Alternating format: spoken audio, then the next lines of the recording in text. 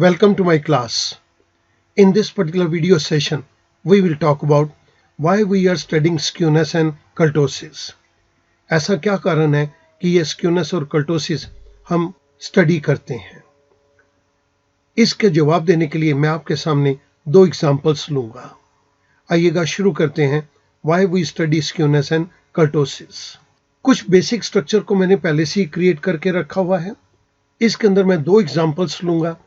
इन दोनों एग्जांपल्स के अंदर मैं कुछ डेटा को टेकअप करूंगा और उससे मैं मीन और स्टैंडर्ड डेविएशन को निकालूंगा। फिर हम बात करेंगे स्क्यूनेस और कर्टोसिस हम क्यों स्टडी करते हैं। तो आइएगा मैं क्विकली आपके सामने यहां पर क्लास इंटरवल को जनरेट कर रहा हूं। 0 to 5, 5 to 10,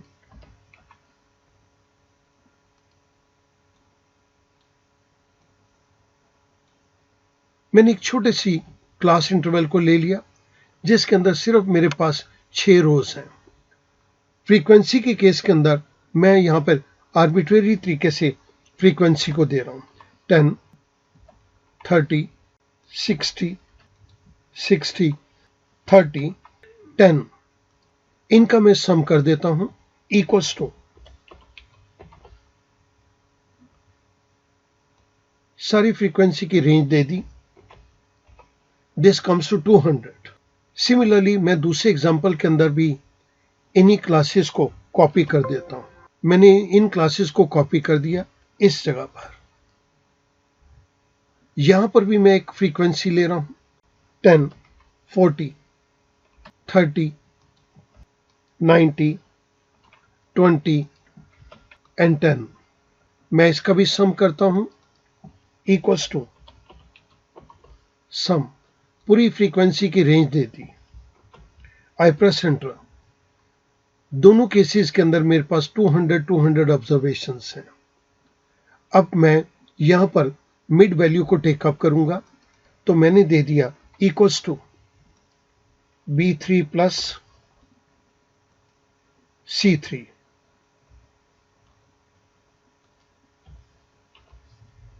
डिवाइडेड बाय 2। मेरे पास ये मिड वैल्यू आ गई। मैंने फिल हैंडल से इसको ड्रैग डाउन कर दिया। Now I want to calculate the value of fx, so equals to f multiplied by x। I get the value of fx।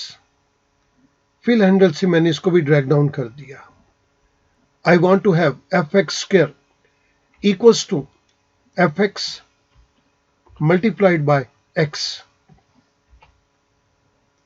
मैंने फिल हैंडल को यहां पर भी ड्रैग कर दिया। fx की टोटल वैल्यू को लेने के लिए मैंने सम फंक्शन को इंप्लीमेंट किया। मेरे पास सिग्मा fx आ गया 3000। मैंने इसी फंक्शन को इधर ड्रैग कर दिया। मेरे पास सिग्मा fx स्क्वायर भी आ गया। सिमिलरली अब मैं एग्जांपल 2 के केस के अंदर यहां पर x ले रहा हूं equals to L3 plus M3 divide by 2। मेरे पास मिड वैल्यू आ गई।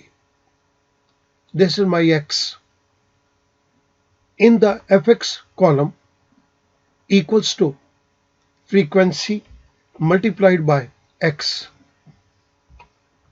मेरे पास पहले सेल के अंदर fx आ गया। मैंने फिल हैंडल से इसको ड्रैग कर दिया।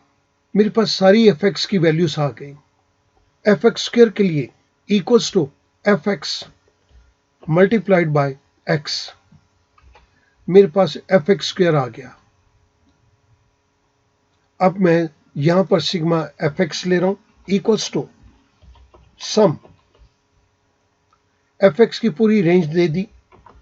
आई प्रेस एंटर। मेरे पास यहां पर 3000 वैल्यू आ गई। इस जगह के ऊपर मैं सिग्मा fx स्क्वायर चाहता हूं तो मैंने इसी फंक्शन को यहां पर ड्रैग कर दिया। मेरे पास fx स्क्वायर की भी वैल्यू आ गई। आप दोनों केसेस के अंदर नोट कर रहे हैं कि हमारे पास fx और fx स्क्वायर की वैल्यू सेम है। मैं यहां पर मीन के फंक्शन को इंप्लीमेंट कर रहा हूं एग्जांपल 1 के लिए। This is equals to sigma fx divided by n, that is the total number of observation, which is frequency. I divide it, I press enter. मेरे पास मीन निकल के आ गया 15। मीन को कैलकुलेट करने के लिए हमने इस फंक्शन को इंप्लीमेंट किया है और जिन वैल्यूज को हमने चूज किया वो वैल्यूज ये थी, सेल वैल्यूज। सिमिलरली मैं एग्जांपल 2 के अंदर मीन को टेकअप करता हूं। यहां पर इक्वल्स टू मीन को कैलकुलेट करने के लिए sigma fx divide bye n9, I got the mean. मैंने जो फंक्शन को यूज किया sigma fx divide by sigma f और जिस पर्टिकुलर सेल वैल्यूज को यूज किया मैंने वो भी आपको दे दी। अब हम यहां पर स्टैंडर्ड डेविएशन को कैलकुलेट करेंगे। तो स्टैंडर्ड डेविएशन का जो फार्मूला है SQRT parenthesis start one more parenthesis sigma fx square divide by sigma f parenthesis close minus sigma fx divide by sigma f parenthesis close caret 2 parenthesis close. ये हमारे पास standard deviation का function है। मैं इस standard deviation को यहां पर निकाल रहा हूं। SQRT one more parenthesis sigma fx square divide by sigma f parenthesis close minus parenthesis start sigma fx divided by sigma f parenthesis close caret symbol 2 parenthesis close I press enter। मेरे पास यहां पर standard deviation example 1 का निकल के आ गया। मैंने उसके लिए जिन सेल्स को यूज किया है आपके रेफरेंस के लिए वो मैंने यहां पर दे दिए। सिमिलरली मैं अब स्टैंडर्ड डेविएशन निकालूंगा एग्जाम्पल नंबर 2 का और उसके अंदर भी हमने सेम फंक्शन को इंप्लीमेंट करना है इस जगह पर। Equals to SQRT